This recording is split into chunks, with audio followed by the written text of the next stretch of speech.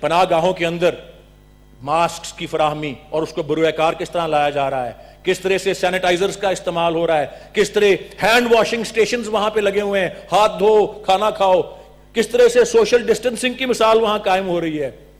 جناب عالی، پھر سوال اٹھتا ہے، یہ کیسے کہہ سکتے ہیں کہ یہ غریب دشمن بجٹ ہے، کہ یہ عوام دشمن بجٹ ہے؟ جناب عالی، چوتھا جواب میرا یہ ہے کہ کووڈ 19 کے لیے خاص طور پہ 70 ارب روپے اس بجٹ کے اندر مختص کیے گئے ہیں اس سے منسلک پروجیکٹس۔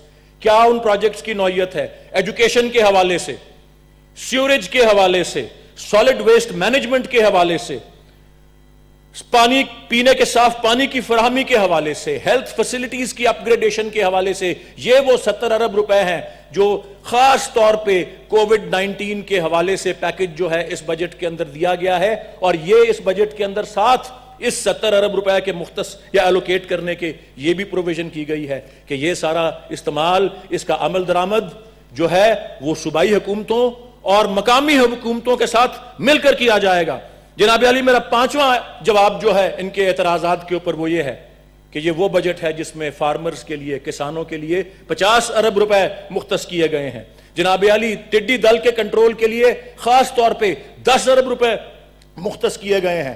یہاں پہ جناب علی NDMA نے بندوبست کر لیا ہے پائپر ایئر کرافٹ کا فرام ٹرکی، یہاں پہ 6 اور ایئر کرافٹ ہیں، بیور ایئر کرافٹ موجود ہیں، یہاں پہ BJR ہیلی کاپٹرز ہیں، یہاں پہ ایئر ٹریکٹرز کا انتظام ہے۔ ساری تیاری جو ہے وہ NDMA نے اس کی پوری کی ہوئی ہے، اور اس کے لیے جس طرح میں نے عرض کیا کہ 10 ارب روپے مختص ہیں، اور 14 ارب روپے اس بجٹ کے اندر جو ہیں وہ فوڈ سیکیورٹی کے لیے مختص کیے گئے ہیں۔ تو پھر یہ سوال اٹھتا ہے کہ کس طرح نظر انداز کر رہا ہے یہ بجٹ CPEC کو، کس طرح نظر انداز کر رہا ہے بجٹ کووڈ 19 کو، کس طرح نظر انداز کرتا ہے یہ بجٹ فوڈ سیکیورٹی کو یا ٹڈی دل کے حملوں کو؟ جناب علی، پبلک سیکٹر ڈیولپمنٹ پروگرام میں جو ڈیولپمنٹ سکیمز ہیں، جی ولید صاحب، جناب علی، میں خاص طور پہ میرے دوست فاضل دوست سینیٹر منظور صاحب یہاں نہیں ہیں، بہت انہوں نے اپنی جارحانہ اور جذباتی تقریر کی تھی بدھ کے دن۔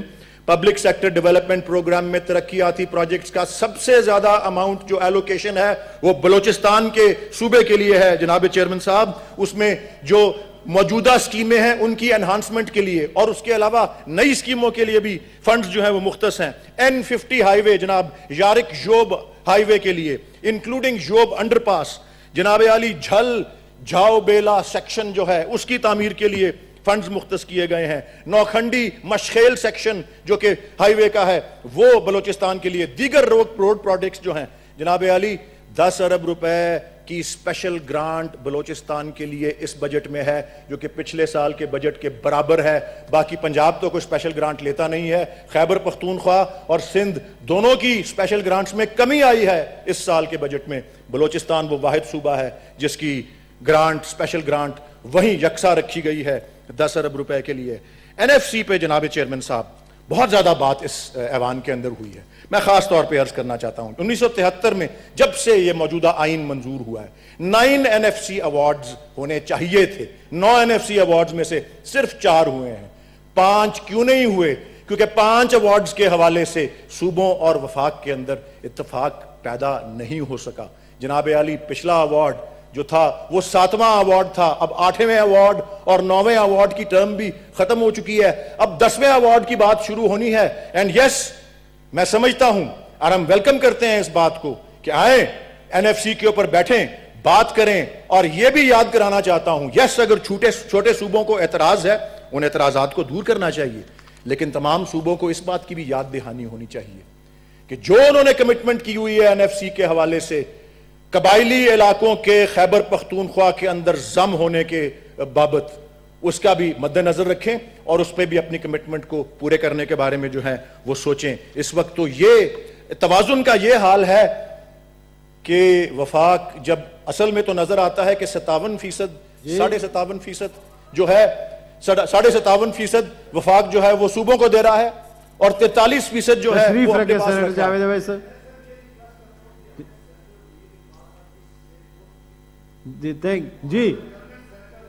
جی ماسک پہنے سینیٹر صاحب، جی تشریف رکھے سینیٹر۔ اچھا جی، تھینک یو سر۔ میں نے ان کا حکم تھا، تعمیل ہوئی ہے، جاوید عباسی صاحب میرا خیال تھا کھڑے ہو کے کہیں گے ذرا چہرہ تو دکھاؤ اور تھوڑا سا مسکراؤ. سونی سی یہ دنیا بڑی سونی سی تیرے ملنے سے پہلے, دنیا کے غم بھلاؤ اور تھوڑا سا مسکراؤ. جناب چیئرمین صاحب,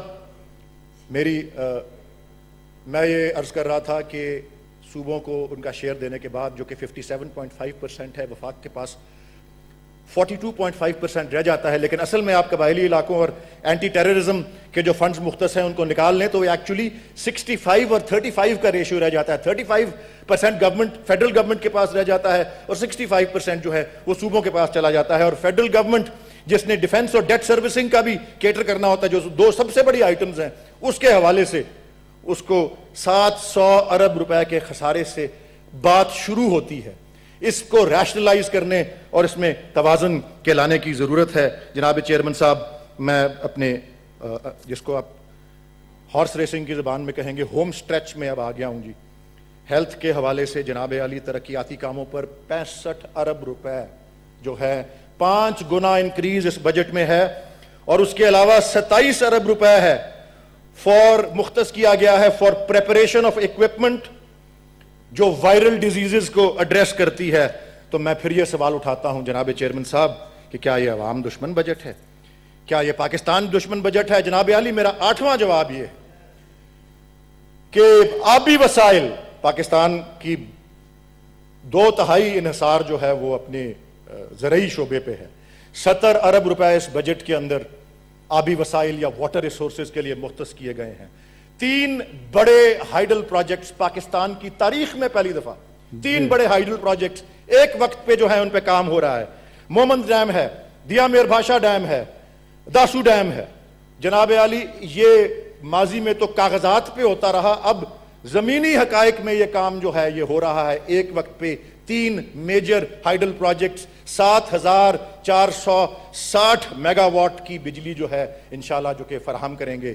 میرا پھر سوال اٹھتا ہے, کیا یہ عوام دشمن بجٹ ہے؟ کیا یہ پاکستان دشمن بجٹ ہے؟ کیا یہ غریب دشمن بجٹ ہے؟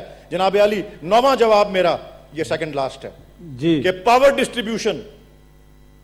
ڈسٹریبیوشن بجلی کی ترسیل کے سسٹم کی امپروومنٹ, جہاں سب سے زیادہ لائن لاسز ہوتے ہیں ہمارے ملک میں, 80 ارب روپے مختص کیا گیا ہے. اور جناب طارق عزیز صاحب کا 10واں جواب میرا یہ ہے کہ طارق عزیز صاحب کا ذکر آیا, میں پھر سے انہیں خراج تحسین پیش کرتا ہوں کہ آرٹسٹس کے لیے گرانٹس جو ہیں 25 کروڑ روپے ہوا کرتی تھی. اس بجٹ میں 25 کروڑ روپے سے اس کو 1 ارب روپے جو ہے جناب عالی کر دیا گیا ہے. تو سوال یہی اٹھتا ہے جناب چیئرمین صاحب کہ یہ ایک غریب دشمن بجٹ ہے, یہ ایک عوام دشمن بجٹ ہے, یہ ایک پاکستان دشمن بجٹ ہے. جناب عالی, میں اس کا یہ شعر و شاعری میں نے جس طرح عرض کیا تھا نا, یہ پڑھ کے ایک غلط ٹریک پہ چلے گئے ہیں, میں صحیح ٹریک پہ لے کے آنا چاہتا ہوں جی اسی شعر و شاعری کے حوالے اور حبیب جالبی کے اشعار سے. یہ وہ اشعار ہیں جو کہ ہمارے اس کیفیت اور ہمارے اس بجٹ کی صحیح عکاسی کرتا ہے. میں ان سے اپنے گفتگو کا اختتام کرتا ہوں. جالب فرماتے ہیں, وہ جو صدائیں سن رہا ہوں مجھے بس انہی کا غم ہے, تمہیں شعر کی پڑی ہے مجھے آدمی کا غم ہے, جسے رات کہہ چکا ہوں اسے صبح کیسے کہہ دوں, یہاں پاسے لفظ کس کو یہ فقط مجھی کا غم ہے. میں ہوں شاعر زمانہ میرا اور ہے فسانہ, تمہیں فکر اپنے گھر کی مجھے ہر گلی کا غم ہے. رخ مفلساں پہ جالب ہے ازل سے جس کے سائے, اسی بے کسی کا غم تھا اسی بے کسی کا غم ہے. تمہیں شعر کی پڑی ہے مجھے آدمی کا غم ہے. Thank you sir. Thank you G.